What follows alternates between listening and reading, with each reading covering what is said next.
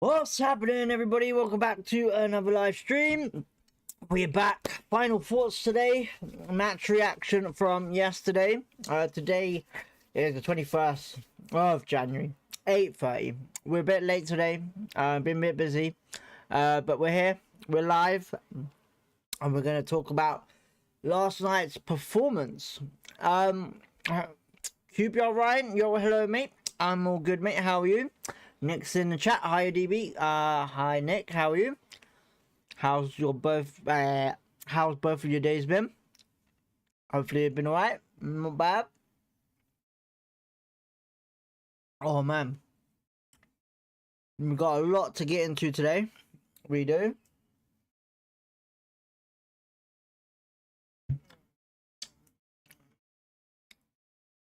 Oh man. Oh, good, thanks, Nick says. Good to hear, good to hear. What is your final thoughts on the verdict of yesterday, boys? Are you happy? Are you pleased? Could it be better? Okay, mate, still recovering from watching pub football. I get what you mean. I get what you mean. I get what you mean. Well, listen, look. You know, the positive is this, you know, we can go into it in a negative way or we go into a positive way, you know. At the end of the day, you can look at it as this: we haven't lost. We got three clean sheets in the league in a row, avoiding the West Ham game, obviously. And the defense has been brilliant, you know. So that's the positive side. If you look at the negative side, you know, goal wise, it's not been great, you know, and something needs to change. But yeah, and not much I can do about it, unfortunately, unless Julian is watching and he's going, oh yeah, he's right. QPR says not pleased one bit, to be honest. Can't let the point mirror over a shit performance. Play like that against a decent side and we will lose.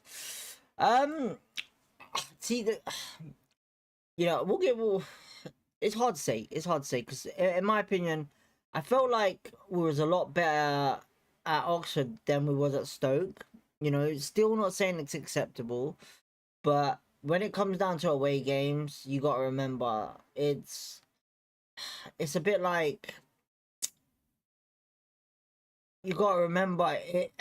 Oxford have that advantage at home, you know, and don't get me wrong, we did really well to, you know, defend and all that, but I'll be honest, it wasn't even an end-to-end game. So yeah, considering injuries, I thought it was good defensively and played better going forward. I agree with that for sure. So yeah, right, let's get into this anyway because we ain't got long. We're gonna switch to the scenes. Right, so as you know, last night, if you watched or tuned into the watch along, if not, go catch it. It's about 2 hours long. If you really want to watch it, you can skip it. But yeah, it's totally up to you. But it was a fire of a stream. Fire. Went mental, it did. For a Tuesday night game. We haven't actually had a Tuesday night game in a while. It's always been Wednesday. So yeah. But yeah, basically, QPR went to Oxford and secured a 0-0 draw. Another great defensive display, I guess, from QPR.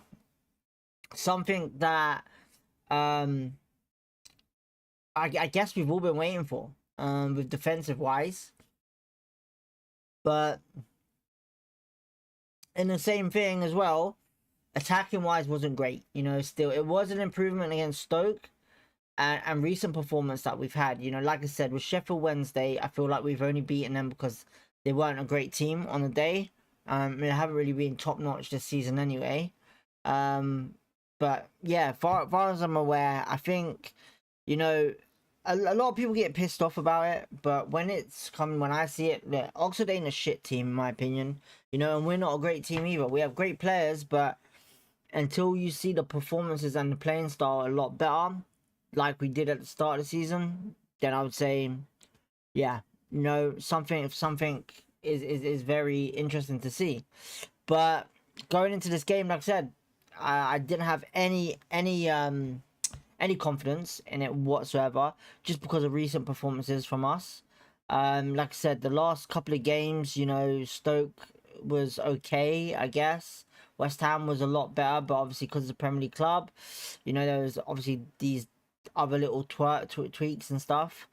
But this game was a bit of a weird one because, you know, we did attack. But not the best. You know, there's been a lot of things on Twitter yesterday and today about certain players, which is understandable. I get it, but I'll be honest. I wouldn't sit here and blame one person just because of how performances have been, or even blame someone if they're being shit or what. Um, at the end of the day, the coach Julian and everyone decides the team in which they're playing, where they're playing, and all that, and it goes from there. So, yeah, in my opinion, I'd personally say, try not to be so negative on the players, but I get it. I get the frustration and stuff like that. So yeah, but Joe Walsh, I think we should start with Joe Walsh. Joe Walsh has been brilliant since coming back from injury. But I know he has come back from injury before, but I mean, in this sense of since West Ham, he's been really good, really like on point. You know, some of the saves he's been making lately has been really, really great. It's a Joe Walsh that I've wanted to see for a while. I was very, very at the start of the season, very uncomfortable in saying he would be the first team keeper. I thought Nardi for me is always going to be the best, but I think when it comes down to it, you know, he probably suits Julian's style of play better, and obviously Julian has played with Nardi before, so I don't think it was great then. But he wasn't on the bench either again, Nardi, unless he's got a knock on injury. But personally, I think he's going to be leaving. He wants first team football, and I reckon Julian now, obviously being in his first actual window in the sense of full window for the month. He's gonna want to make signings for himself. You know, he's gonna want his type of players in the gate. You know, and obviously one of them strikers that we've brought in is the guy that obviously we brought in from Coventry. But obviously he has his what kind of playing style that he wants to play, I guess. But yeah, Joe Walsh has been brilliant the last couple of couple of weeks with QPR. Threw some cracking saves yesterday, especially at the start of the game and in the second half. What else was there? Defense wise, yeah, again, really brilliant. Jimmy Dunn and Steve Cook doing a phenomenal job at the back. Steve Cook getting in team of the week again. Pretty decent there. Not bad. Cook actually getting man of the matches at the moment, so that's pretty brilliant. And Benge, like I said, I'm still unsure on him on the right wing, like right back wingish thing. I still feel very uncomfortable with him there. I feel like he's the better centre back, but you know, when it comes down to right backs, if Adamson's not doing the job, you know, you gotta put someone there, I guess, that you know is the best at the moment. You know, so and Benge obviously at right back is where he's going with. Escudina, I've actually got a good. I'm very positive about him yesterday. Honestly, he was not incredible, but he had a very good performance. I would say his decision making and everything, like control and being understanding with his teammates, was a lot better yesterday than other games. Escudina unfortunately also got injured, so as you can see by the title, we got another big injury at QPR. Escudina had a very weird, dangerous, not I would say dangerous, but very weird fall on a challenge. Where it's one of them challenges where you'd say it could be a dislocation. But when you overstretch something can go wrong there, and that's what kind of it was. It was a funny, weird fall, or I should just say weird fall. But hopefully he's all right, you know, because he had a good game yesterday. I will say that, you know, I think 6.8 is his best rating that he's had this season for QPR, and he done a really good game yesterday. Bloody brilliant, and hopefully speedy recovery for him. Hopefully it's not too serious. Julian has said it's not as bad as they thought it was, so hopefully he is back in the squad hopefully next month or so, and go from there. Dembele was one of the players that got a lot of heat yesterday against Oxford. Dembele on Twitter. Wow, I looked at Twitter this morning. Oh, I can't believe the amount of hate he got. Jeez. There was comments on there about how shit he is. He's the shittest player since obviously at QPR and all that. Listen, look, I'm not gonna sit here and say someone's shit. Yeah, he didn't have a great performance, but he has been out of form for a while, and I would say every player's been out of form for a while. Um, Dembele for me, I feel like he plays a lot better in the middle. He does in Julian's type of game plan, but I think something rotational might need to happen in a different position for him. Paul Smith, I like him on the left. I think he's better on the left because he can cut in and shoot. But he had a good game, especially in the rain. I was a bit surprised that he was doing well in the rain. Putting out strong challenges and running around as always. So yeah, Hayden and Madsen. Obviously, Madsen getting a good rating. Well, a positive rating, I should say. Not his best, but I would say key to midfield as well. Hayden fulfilling with Varane. Obviously, Hayden's doing well there as well. Was very quiet yesterday, Hayden. He did come off in the 75th minute. He did, but yeah, it's not bad, I would say. Realistically, I would say maybe Sam Field would have been best last yesterday for Hayden, but well, we'll see what happens Saturday because of rest, people getting rest and all of that.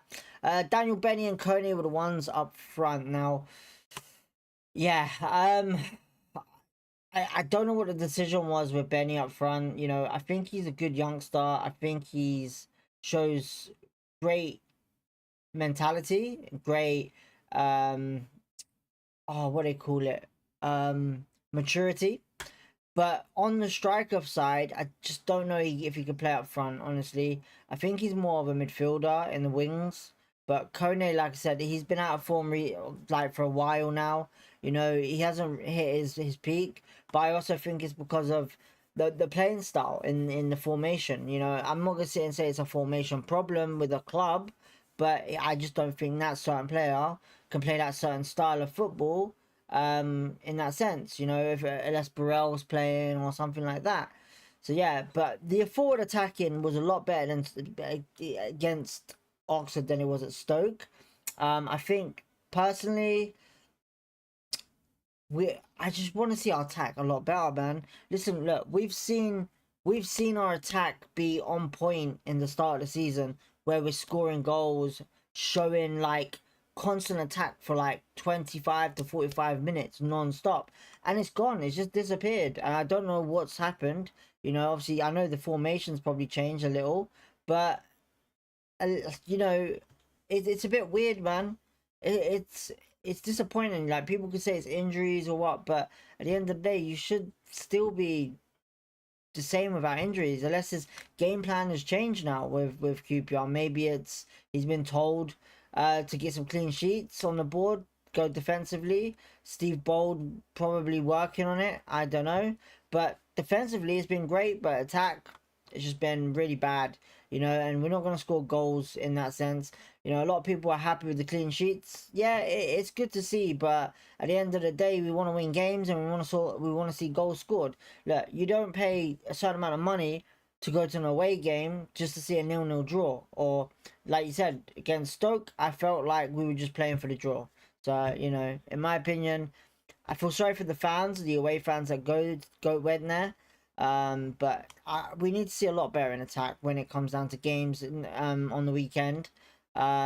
It's not great. It's great to see defensive issues getting better, but now it's the attack which has just gotten worse. So yeah.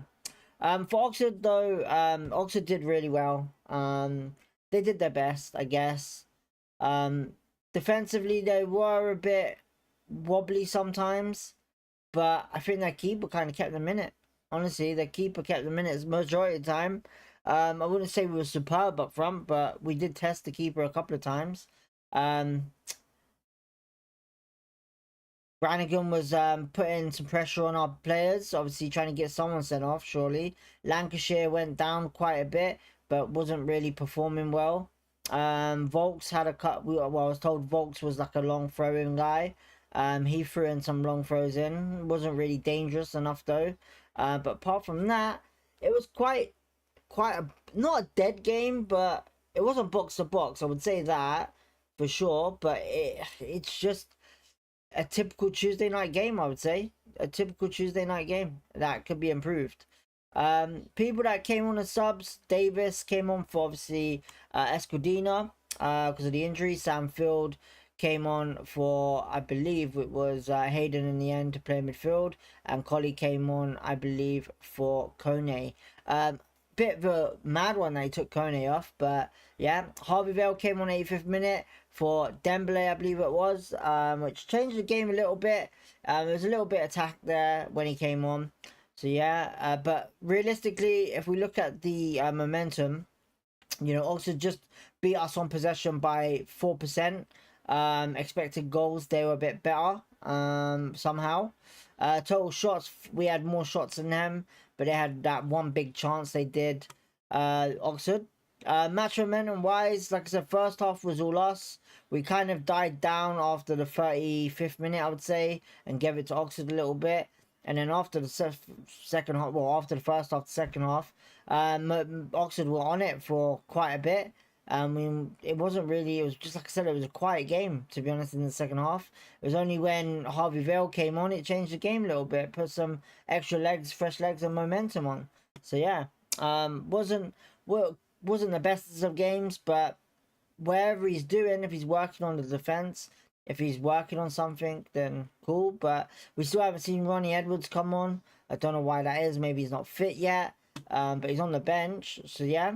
But I would say shouts for the defensive abilities from these three, Don, Cook, and Walsh, and Esquidine. I'll put him in the category as well as Mbenge.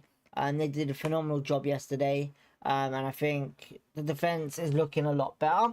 Like I said, Escudino, hopefully you get back fit a lot better. Match rating wise, Joe Walsh got 7.4, Escudino 6.8, Cook 6.8, Dunn 7.7, and Benge 6.5, Dembele 6.2, Madsen 7, Hayden 6.3, Smith 7.6, Benny a 6, Kone 6.8, Davis 6.6, Sanfield 6.2, Collie 6.5, Harvey Vale no, obviously none just because he came on pretty late. So yeah, apart from that, yeah, pretty dead, I would say. So yeah, we got Wrexham next at home. Hopefully that can be an improvement. Recent results were okay for us against other teams. In the league table though, if we can get to it, if we can find it, where's that league table? So we sit 12th position. We do just under Bristol City. -1 goal difference, 40 points.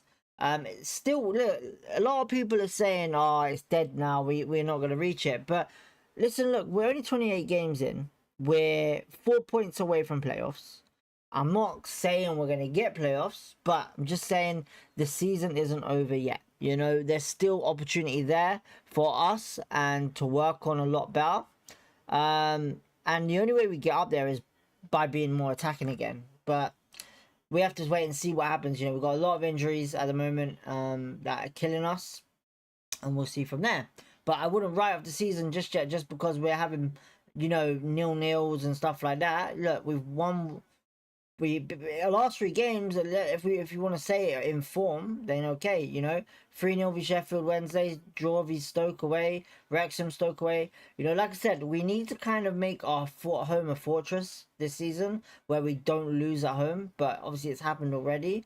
But with away games, I'm happy with a draw or a win. You know, depending on who the club is. You know, obviously, look, Oxford are 23rd. You know, but they're one of their clubs. They're one of the clubs that, you know, you will struggle against. You know, Sheffield Wednesday, Portsmouth, and Charlton, and all these teams, you know, you should be beating them technically. It shouldn't be that hard, but it depends on how the fans are on the day at the club. So yeah, but that sums up the match reaction really. Like I said, it was a dead game. and we go from there. We got Wrexham next on Saturday, which we'll do our match preview either tomorrow or Friday. We'll see what happens. We'll go from there. Before we leave, we'll look at the comments, what has been said.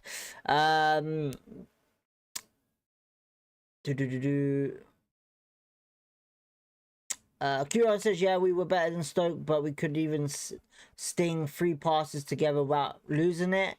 Nick says, in my opinion, the way I look at it is that if you consider it now 3 straight clean sheets, and with our attacking players coming back, I think it's going to in the right direction throughout this negativity. Ryan says, can we all agree that we need to drop the 4-4-2 now? It makes Kone look shit when I know damn well he's a goal machine. He needs to be the Kone 9, the lone 9, sorry, and in the box for crosses. Ryan, I agree, man. Listen, look, I'm not trying to say the 4-4-2 is the problem, as in performance-wise and stuff like that. But I would say goal-wise, you know, like I said before, if you're playing 2 up front and they're not scoring goals, something's wrong. Something's completely going wrong, you know, and it needs to be changed. But you got to remember, I don't think he's going to change it at the end of the day. You know, Kone, for me, is a lone striker. He's a poacher. He's Charlie Austin.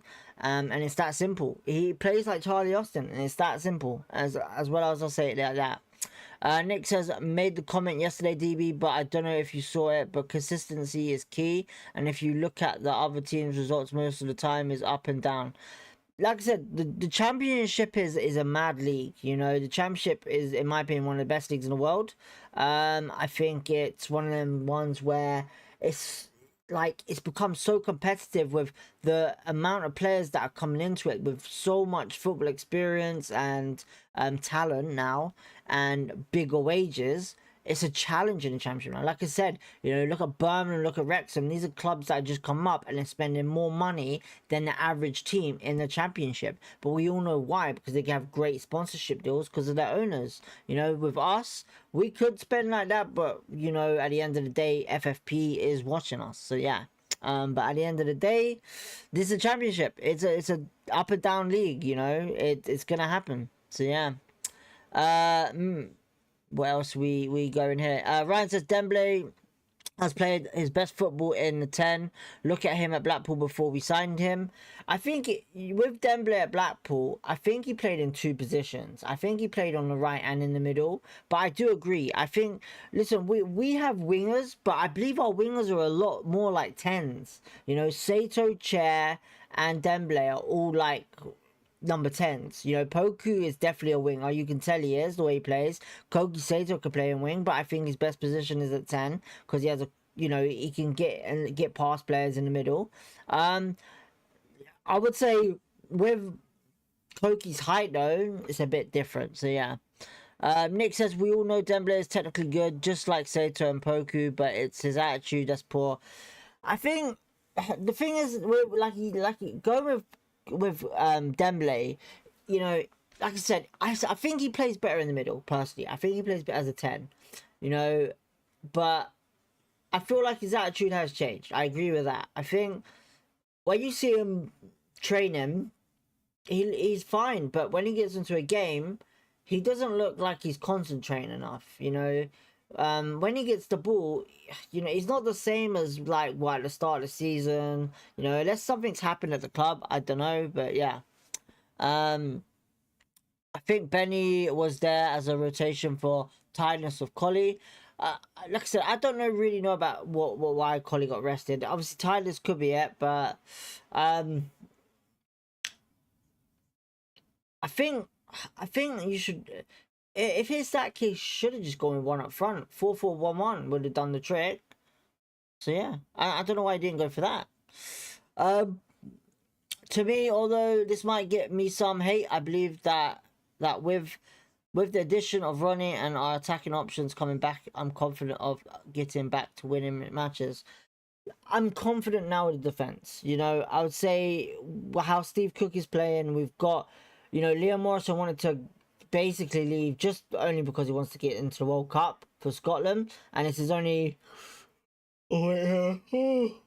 it's his only way of doing it, which I understand, and I think I accepted it. I think I've accepted it, and you know, good luck to him, you know. But I think with Ronnie, Steve Cook, Jimmy Dunn, we got Mbenge that can play there. You know, we have Tyron Smith, who's on the bench at the moment. So yeah, I feel like centre back wise, we don't need to worry about. I think unless we get a serious injury, then cool. But even then, when it comes down to what's it called? When it comes down to wing backs, it's what we're struggling with right now. It's wing backs. So yeah, but defensively, I'm happy with. But there's just we're lacking creativity, man. We need a creative player in that midfield. You know, Madsen's okay at it, but he's not playing like that. So yeah. I assume there's no new transfer news and updates. There's only one thing that I've seen. One thing on Twitter, which was to do with QPR. It could be bullshit, but I've tried asking someone about their you know, their account to see if it's like legit. I'm still waiting to find out. But I'm just looking for it now. It was on Twitter. Where's it gone? Where is it gone? Where is it gone? It was here. It was here. I just can't see it. Where are you gone? Where is it? Where you gone? Where you gone? Where you gone? Is that no? That's not it.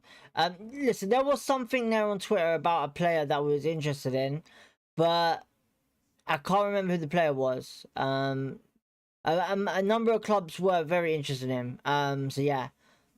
I know I was, you know, I think we were, I'm just gonna take a guess here. I think we was one of the clubs that were after Harry Amas from Sheffield Wednesday, who was on loan there from Man United. I think we was trying to get him. I personally think we should have, but I think Thingy beat us to it, to be honest. I just want to say also, Alex Aurora has left to join Iraq first tier side Al Zawara. I think. Listen, look, I like, yeah, that's the one. I think that's the one, Ryan. I think that's him.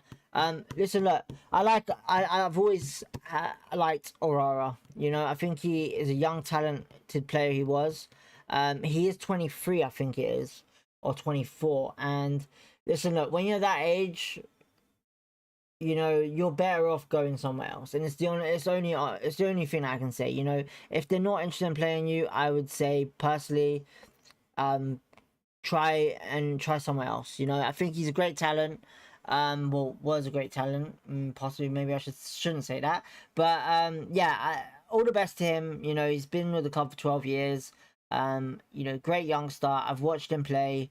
You know, he's very good on the ball. Very good midfield in the middle. I thought him and Murphy were a great partnership on the development side. So yeah. But unfortunately, club can't see it with him with the first team. So yeah, the only thing is explore other options. So yeah. Shout outs to Aura. Hopefully good luck to you in the future. But apart from that, yeah, that's pretty much it, man. That is pretty much it for any transfer news. Like I said, when we do get something come through, we will eventually put something out there on YouTube or whatever it is, social media, and go from there. But yeah, Liam Morrison's the only one that's been taken out of the club. I know Akdenelli is on the bench tonight for Morecambe. I know that. So we'll see how he does. Apparently he had a good game in his last game with Morecambe. So yeah. But apart from that, we're going to leave it there for tonight. Thank you for tuning in. Thank you everyone in the chat as well, in Ryan and Nick and whoever else is there watching. Much love, much appreciated for that. But yeah, we're going to leave it there. We'll be around on either tomorrow or Friday to do the match preview for Wrexham. So stay tuned for that one.